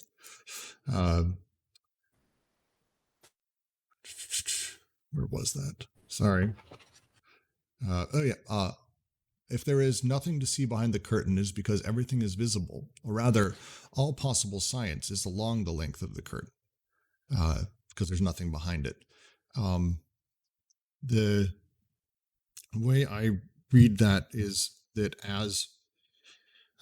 as we're able to talk about things and assign sort of bodies to stuff, it creates bodies, but the surface is actually where the causal thing, when we talk about the mixtures of bodies, the way bodies mix and they collide inside of a mixed drink or a meal you cook or whatever, or inside of Brooks, who's Brooksing all the time. We can define all of those bodies, but the surface, the effects, is where they connect and where things are produced. And that thing that is produced is effectively what we are talking about, that the ideas are the effects. I'd say I keep going back to that. I feel like he's almost turning Plato completely on his head with the idea that ideas are wholly just effects, that they're not bodies. Like feels like he's diving into that, and I can't get away from it in my head. But you want to be a little bit careful though, because it's not like he's not trying to say ideas are BS, right? He's getting at more like we might say that with the collection of causes and their unity being fate, right? We might then say that effects in this sense, or like the phantasm events, or like if we go back to the simulacra, right? If we collect all those, we might actually get the idea. But then we've got an idea not linked to models and being. We've got an idea linked wholly through becomings and phantasmic ones in that sense. Yes, no, I don't want to make the assumption that I'm not saying events then become secondary to bodies or at all. Like I'm not privileging or shitting on effects. I'm more saying his argument, I think, is that Plato's idealism And the way that the Platonic ideal works is it does privilege form. I mean, obviously it privileges form, but that with it becomes an assumed series of cause and effects within each of those ideas. And that is sort of privileging and layering depth. And his argument is essentially remove that. No, it's the bodies and along the surface. That's the effects. This is what we're actually dealing with. Not in a bad way. Sorry, Yeah. sorry, Terrence, I saw you were jumping in. I think Sorry. Go ahead, Derek. Yeah, I just wanted to say that I don't think he's talking about ideas. He says ideality. So it's this thing that it depends what you mean, but what you understand by that term. But I'm trying to think of what it means. But I think that it can refer to something. I mean, he uses idea multiple times capitalized. Yeah, but he says represents now all possible ideality. Yeah, the later, I think, and he said it's now it's without. I'm trying to find it. Sorry, spirituality. I think the word. Oh yeah, it's stripped of its causal and spiritual efficacy. So, it doesn't have that kind of otherworldly role that the Platonic idea has, and it doesn't bring. It's not responsible for bringing about things, as we might understand them in the world. And I think its reference, I would take it. So in a sense, it's not. I think it's completely not Platonic. The notion of the idea that he's dealing with. So it's how an effect can say something, and going back to the Stoic discovery of the surface. So on page 10 in that paragraph, Paul Valéry had a profound idea, which is what is most deep, is the skin. So the idea that the surface, because the idea is about something beyond, something kind of way beyond, it's not of the world. It's an abstract. It's something abstract. But I think this is very much a kind of thinking of, as we've said, of bodies and the relationship to the effects that they give, how they do this. And it is this kind of width. It has no depth. It has just width. It just goes from left to right. I wonder if it's also like we said earlier about this. What is it that the something eludes the idea? And we were talking about the simulacrum, but there's a point in the text where I will try and find the exact citation, but where he explicitly says that it's what if it in the pure event, what is eluded is the present. And I think it's because of this thing of causality, because it's sort of, to be able to make a proposition in the first place, to be able to think or do philosophy or do any of these things, to become, like, everything has to always be in an evental relationship, at least in Deleuze's language. So if that is the primary thing, then the problem with like a Platonic idea of form, or like strictly reified hylomorphism or whatever, is that it's like the assumed, it's like the problem with, it's sort of similar to the problem with sense. There's an unspoken of ground that makes this possible, but because it can't countenance that, it has to come up with all these contortions to kind of expel that and explain why it seems as though things are coming ex nihilo. There's all these kind of different explanations and ways of combining bodies, the Kleinemann, which actually comes up in this section. But if you can accept that there is sort of this endless ontological priorness, that of evental relations, that is always like further back in the chain, and you can't actually point to the beginning point, then it's like, I think what Jack was saying, that we're not saying that the idea isn't real, but it resituates what form is in terms of its relationship with virtualities and actualities. It's like we keep saying, it's an observation that isn't just intellectual, but is the word that 61 and I were trying to work out last night from Simondon. It's like allegmatic, transductive. It's information or knowledge that actually is topological and not just noetic. It doesn't just make random observations about the world. It actually is partaking of them in a particular way. It's just one facet of them. And if you ignore their duration or mobility or the eventual relationship of the whole state, then you this is when you start falling into all these problems. I want to make sure Terrence gets he's always polite and lets other people talk. Terrence, you got the floor. Well, what I meant to say was in relation to the passage you read a while back now about if there is nothing to see behind the curtain, it is because everything is visible. And I don't know if anyone mentioned that in the chat because I can't follow both. That seems to be an allusion to an example that Lacan takes of the competition between the two Greek painters to paint the perfect picture. And one painted, I don't know, an apple on a tree that seemed so perfect. And when he came to see the others, it was hidden by a curtain. So he said, draw aside the curtain so I can see your picture at last.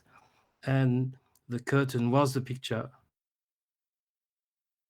But it was so perfectly done, it seemed to be hiding something, but it wasn't hiding anything. Has anyone seen this example before? I'm Googling it right now. I don't know which seminar it's in.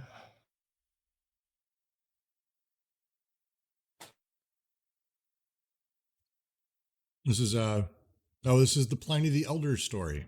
I know this story because I drink Pliny the Elder is one of my favorite beers. That's not useful, but it's accurate why I know it. So it seems to be a rapid allusion to that. Yes, it's Paratius. Conflating it with.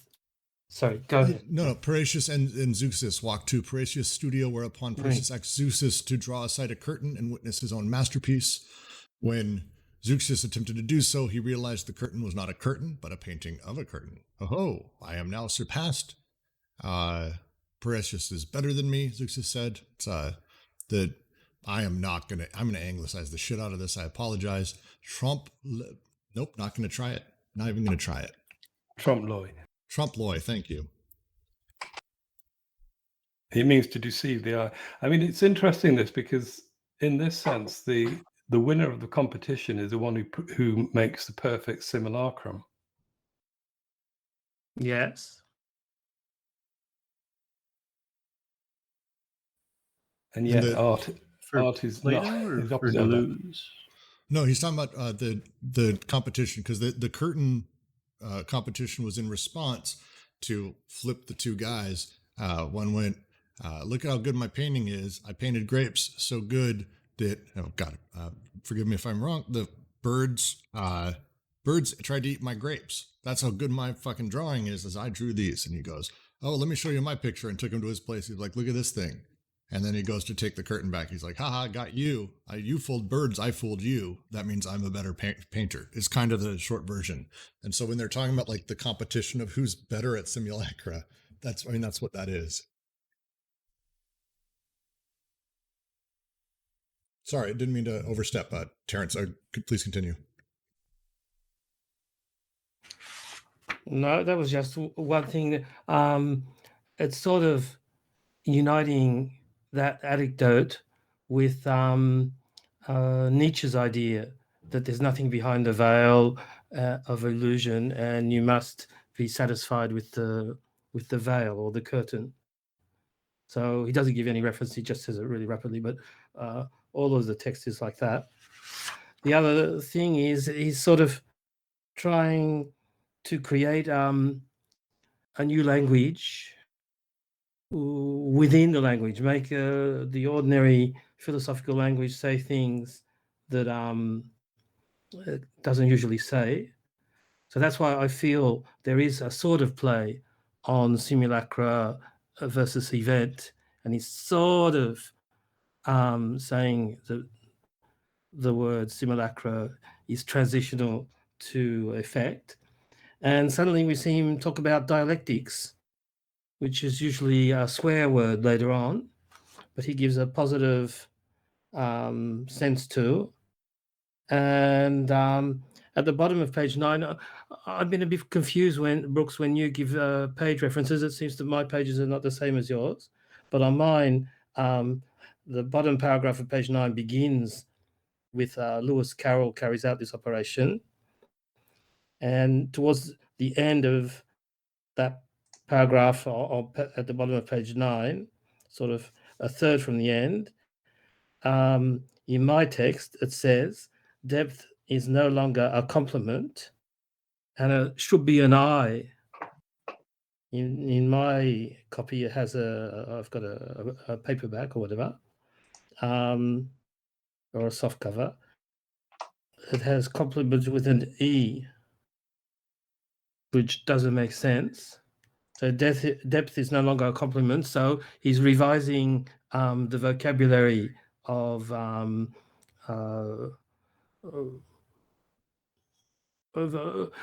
ordinary language, but also academic language. Oh, that's deep. For him now, deep is the less good quality. It's not exactly a swear word, but it could be. No, it's the following sentence: only animals are deep, and they are not the noblest for that. Deleuze, and famously in the ABCs of Deleuze, did not speak complimentary of animals. We'll say. So, yeah, for him to say, "Oh, depth, how good for you," is kind of the joke. Oh, yes, you're quite deep. Good for you. Which is why later when he quotes Valéry, and he said Valéry had a profound idea or a deep idea, it's a backhanded compliment.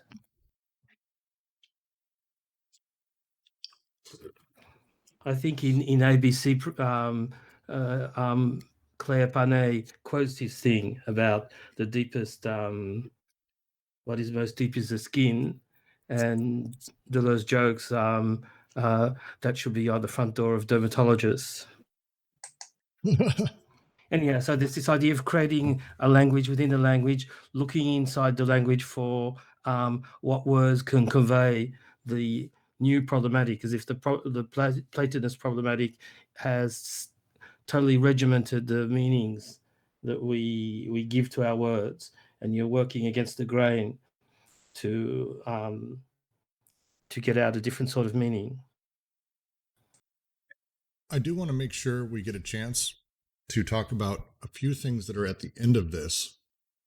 The last paragraph, here the barometer neither rises nor falls, but goes lengthwise, sideways, gives a horizontal weather, talking about kind of the world of Sylvie and Bruno and Through the Looking Glass. The line at the very end where he talks about the technique of passing from reality to dream, from bodies to incorporeal, is multiplied, completely renewed and carried out to perfection. It is, however, still by skirting the surface, or the border, the one passes to the other side. By virtue of the strip, the continuity between reverse and right side replaces all the levels of depth, and the surface effects in one and the same event, which would hold for all events, bring to language becoming and its paradoxes. It feels like this is kind of following the stuff we've been talking about. I would love if anyone could break this apart, because this last paragraph I've had a very difficult time kind of breaking out and trying to get at exactly what he's saying here. Unless it's just following more of the same and him expanding on it, which that makes sense. It just feels like he's trying to say something added, and I can't quite make it.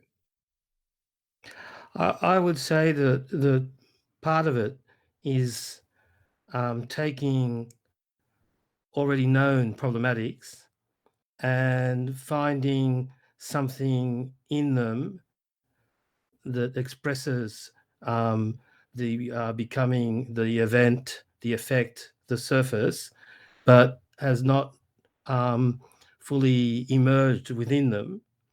I just want to make a little footnote that here Deleuze talks explicitly about the Möbius strip and following things around and getting inverted and so on, that Zizek makes so much of in Sex and the Fad Absolute. But the feeling I got there, because I thought, finally Deleuze talks about the dream and says something positive about it. But I get the feeling that this passage is in a way against the surrealists, because we know that Deleuze didn't like the ordinary surrealists, Breton and company. He liked the marginal surrealists, Artaud and Bataille, and I don't know who else. So the surrealist technique and why they liked Lewis Carroll was this passage from reality to dream. But for Deleuze, that's just an inversion. And the key element for him, he's saying here, is the surface, which is the transition element. So I think the reversal is good for Deleuze. You're getting outside of the primacy of official reality, but just going to the other side is staying within the same problematic, the same ideological setup of terms.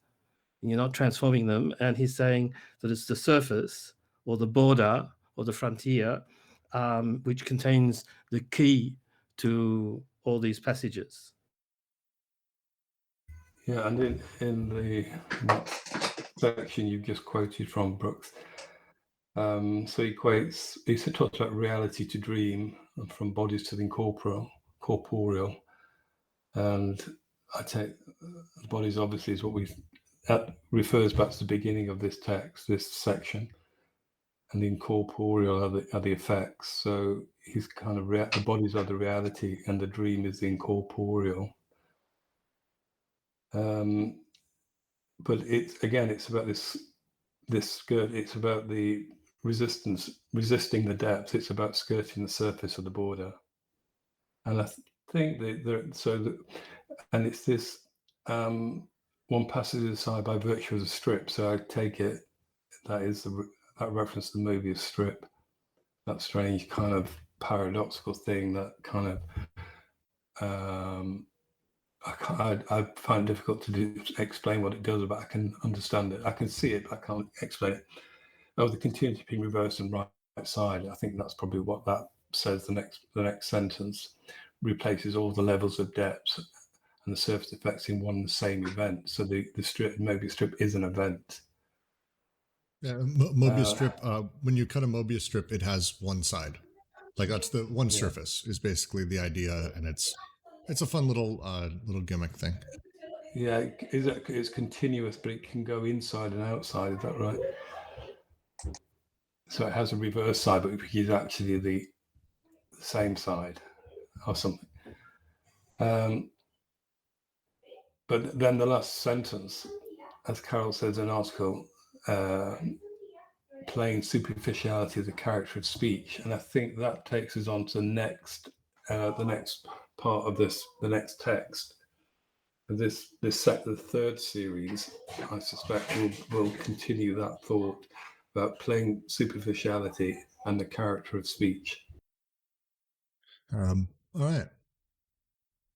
I think I have to think about all of that, but thank you both. Does anyone have questions about this paradox, this grouping, these 12 paragraphs that are just incredibly dense? There's a lot in there. So if anyone has questions or comments, now would be the time to speak. We're getting about 10 minutes away from finishing up, so now would be the time.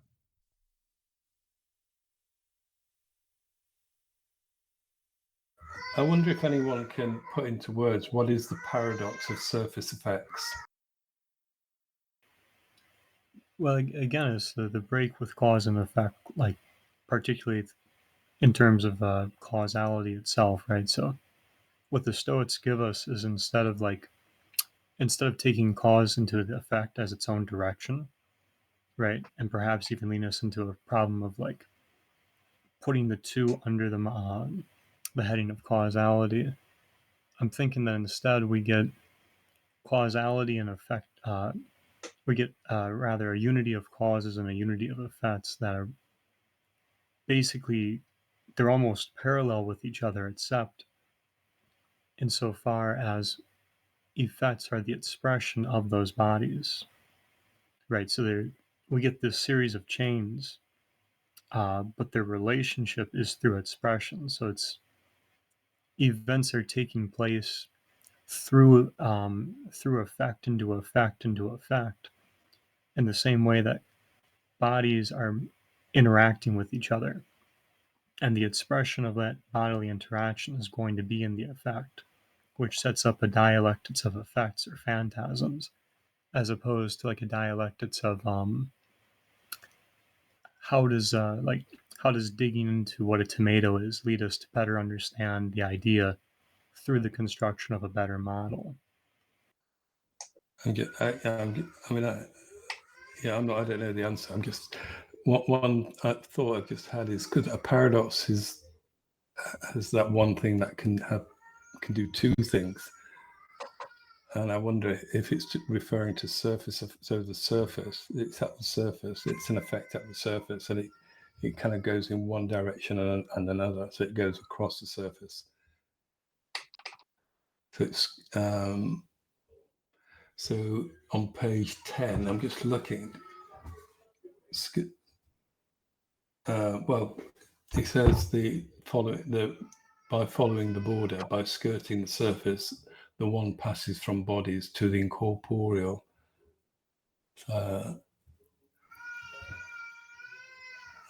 Maybe it's not an accident then that, Lewis Carroll, it's through the looking glass, the mirror is often the archetypal example of that kind of paradox, that this thing which appears to be real, which you nonetheless cannot touch, and all the kind of speculation about what happens when you're looking at the mirror, what are you actually seeing and what are you experiencing. I mean, that seems to be the metaphor Carroll is working with. I wonder if that could be helpful. Yeah, I wonder if that, going back to that sentence of Chrysippus, that the idea of chariot, if you say chariot, then the chariot passes through your lips. That is a surface effect, so that it's a literalness, a superficiality of language. And so the surface is on the surface, so it's the kind of effect at the limit where it meets the body, but it's also superficial on the surface in that sense as well. So it's not deep, it's superficial, and it has an effect. The effect is the chariot passing through the lips. Well, and in the mirror example as well, what you're really talking about is light being stopped and not being able to go through this dense material. So it's some of its virtual potentials are being realized in a way that normally you don't see because light just passes through things. So for what to us looks as though we are miraculating ourselves into the frame or whatever is also just an effect of this other process. So, that's why I think in that Bergson quote I put, he's said it's as though one were to fancy in seeing his reflection in the mirror in front of him that he touched it and stayed behind it. That's kind of like what often happens with these, paralogisms in philosophy and stuff. I think actually it's a fair question.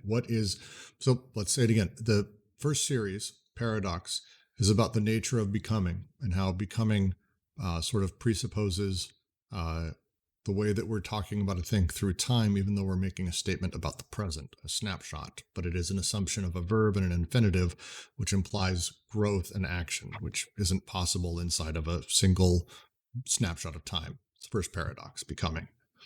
What is the second series paradox? The paradox of surface effects. What is the paradox of surface effects?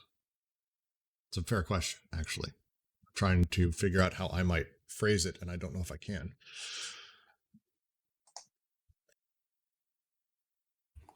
Yeah, I think it's, from this discussion, I think it is that idea, for me, it is the idea that in language where things are spoken are taken literally for what is said. So normally in, let's say, in Platonic philosophy, there's a kind of notion of what's underlying something.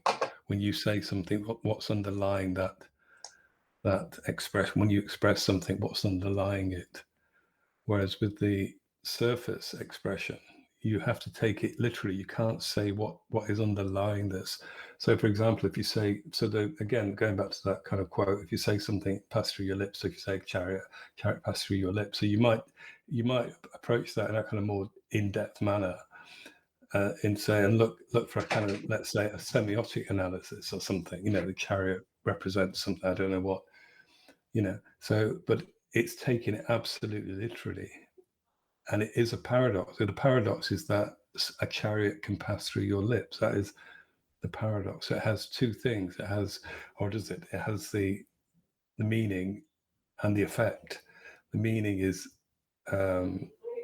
you saying something, and the effect is the literalness of the thing itself passing through your lips. So I think we need to look for two, because it's a paradox. I must always look for the two elements of the one thing.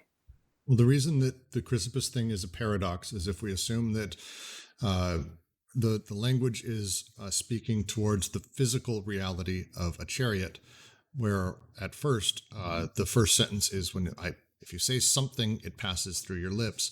The joke there is something is a thing you might say, is a word, is a spoken, is an idea, is a concept. But if we say chariot, well, then a chariot is the something that passes through your lips. Ha ha ha, I've been clever, I've used wordplay. Might be tossed aside as like nonsense on its face.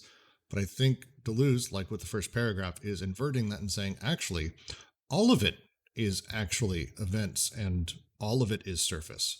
It's not that chariot, as we're saying it in the first part, is surface, and then later we're talking about a real one. All of it is surface. That's why this is actually almost, I don't want to say like, that's why, since all of it is surface, all of it is making commentary. Yeah, I would read that slightly differently, because I think, again, if you look at the sentence, if you say something, so something for the Greeks was a thing, something, it was a thing, it was an actual thing. So if you say something, so we have the idea, so that one term can be two things. The thing it refers to, and sorry, I'm trying to think this one through a little bit, and perhaps in the word itself, and the thing. No, sorry, but I think something in that first part is.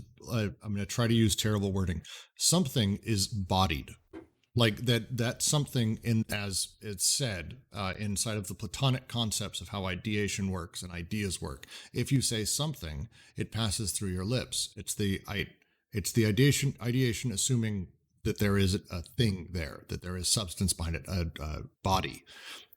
If you say chariot, which is the joke, is now I'm saying something that is purely incorporeal, then a real body will pass through your lips. So it's, to say another way, if you say body, it passes through your lips. If you say body, a body passes through your lips. Then no, all of it is actually pure event and surface. And that's why it's like, that's his commentary, I think, that it's the paradox is revealing the reality of stuff. The paradox is that we don't have objects, obviously, or bodies, states of affairs passing through our lips. We only have incorporeal effects passing through our lips. Isn't this basically just getting to the notion of sense that is going to be like kind of the purpose of this book? Because I think the idea of like, oh, well, no, this isn't a real chariot. That's a real chariot. But like, the example, there's a good article by John Brady, I think, that talks about this, of like, you give someone a grocery list and you're like, okay, buy me tomatoes. And then you're like, can you imagine someone calling and being like, all right, I'm looking at 300 tomatoes. Which one do you mean? Like, well, there's like, this is the whole point of this, that whether you're talking about a supposedly real chariot that you can point at or draw or indicate to someone, or it's the word out in the ether, either way, there's always sense. There's always this, like, there's always a given eventual relationship that you're not articulating. And so in a way, I mean, I don't know where he's going to go with that, but I imagine that he's saying in a way that that's the paradox, is that they're actually, these two operations are not that different. Just because something's in front of you and you're also speaking about it doesn't mean that sense isn't in operation. And these are just, the classical categories: denotation, manifestation, whatever those three categories are. That this is a clear linguistic relationship, and everything else is just speculative. Like you're saying, everything relies on this that empty square or whatever that's always eluding us. I think classically, usually, like Zeno's paradox, you try to resolve to prove the movement is possible or the catching up with the turtle is possible. Classically, you would say here it's a problem of the distinction between use and mention of a word. When you use the word, you're using it to designate something else, something in the outside world. When you mention the word, you're putting it in quotation marks and you're treating the word as a sort of entity in itself. So if you say something referentially, it's not the same as when you say something sort of citationally, and you get a paradox when you sort of make a short circuit between both. The two classic examples that come to mind. One is like Chrysippus. It's Korzybski in General Semantics. I don't know if it was him. I think it was his disciple Hayakawa, who would hold up a matchbox and in class and say, "What's this?" And people would say, "It's a matchbox." And he'd throw it at them and say, "Matchbox is just a noise. Does this look like a noise? Does this feel like a noise?" That sort of a pseudo-Zen approach. Another approach, a more creative approach, maybe, is in Philip K. Dick's early stories. There's one from, I can't remember when, 1953, something like that, called The Eyes Have It. And there's this guy who picks up a book in the bus, and he suddenly discovers that there are aliens amongst us, because he reads in the book, I gave him my hand, but he rejected it. His eyes roved around the room. So imagine people who had detachable organs and I forget group minds, because they are. I forget the metaphorical expression, for they're all of the same opinion, and that was a creative technique. Here, the paradox is pretty static. Chrysippus says that, and we don't know what he did with it. There's no context, but it could be a creative formula. So I think the way Philip K. Dick exploited the idea of taking these sorts of expressions. If you say something, it passes through your lips. Taking that sort of thing that we can say without thinking about literally, in this first published story, I think, is putting on display what the science fiction perception is, that words and collocations of words can be taken literally, and that produces a whole new type of thinking and literature.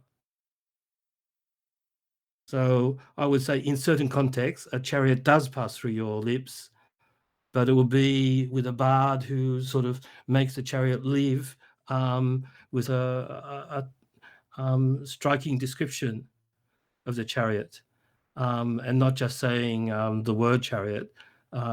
You're mainly in a referential context when you use nouns in particular.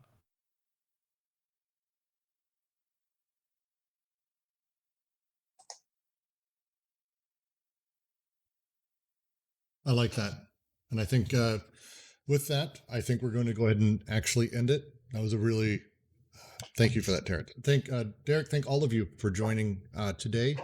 I'm going to, once again tonight, be watching for a new CryptPad to pop up, a new link and a new PDF. We're going to move into the third series of paradoxes. I believe this one is called The Proposition,